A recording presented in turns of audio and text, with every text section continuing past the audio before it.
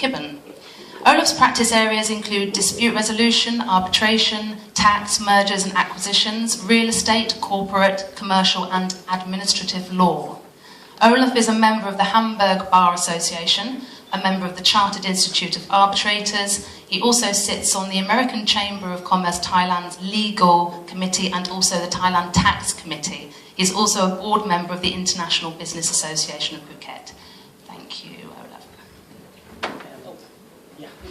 Yes, I need that one. Okay. Can somebody please help me to start this presentation that I prepared?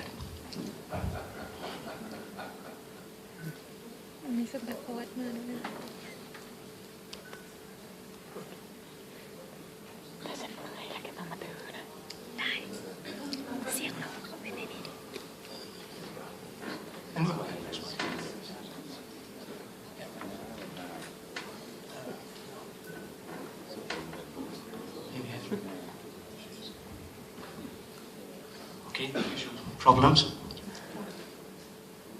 Input.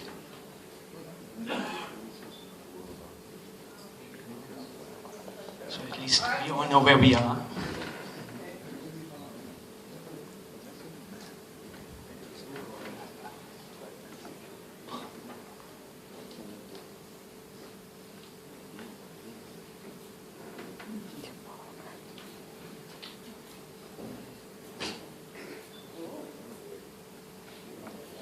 Okay, we're getting there. That looks already.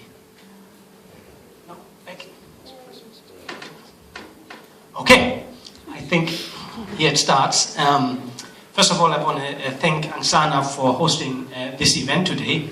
I also would like to thank Gerald, who just helped me out here. He organized this event basically and on behalf of the American Chamber Legal Committee. So thank you for that.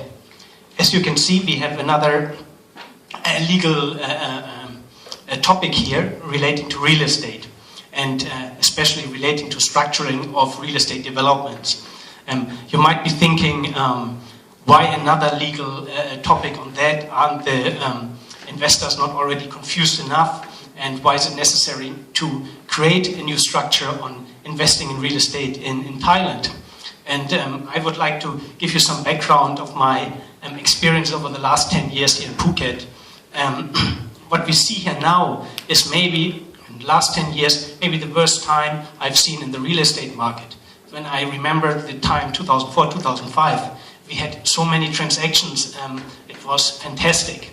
But this slowed down, and we can now discuss what the reasons are for that currently.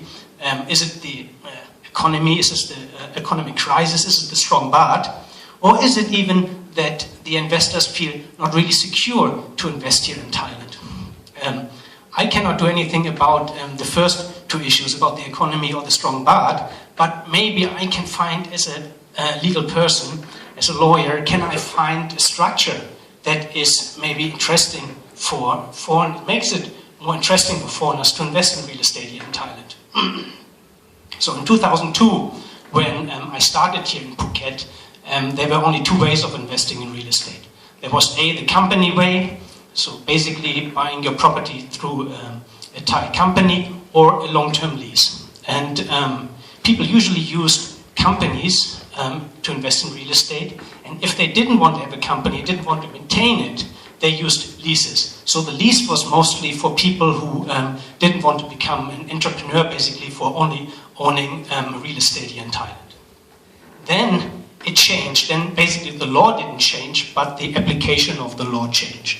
And I would say 8 years ago, slowly Thailand started to implement their law, to enforce it basically, and made it more and more difficult to invest in real estate through a Thai company.